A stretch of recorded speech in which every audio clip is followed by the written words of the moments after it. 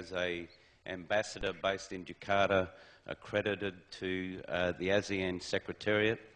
And we look at the ASEAN countries as being one of the economic powerhouses of the region, if not the world. And some statistics from the World Bank show that if you look at the ASEAN countries as a combined economic bloc, you are the 7th largest economy in the world and expected to be the 4th largest by 2050. So that's really some quite important figures from an Australian perspective.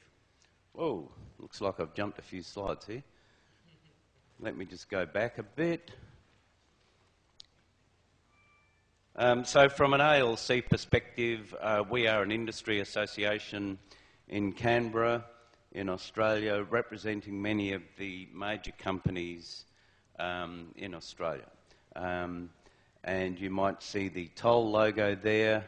That company has recently been taken over by Japan Post, which in Australia is a real signal that Australian logistics companies and the industry is starting to take a much more international perspective. Funnily enough, the expectation in Australia about why Japan Post actually took over Toll is because they have a very big network in the ASEAN countries.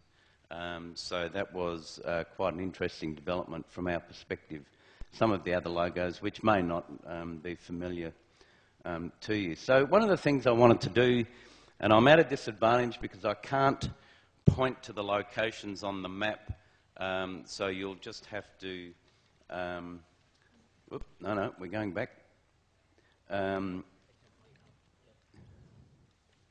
Sorry? Oh, okay, right.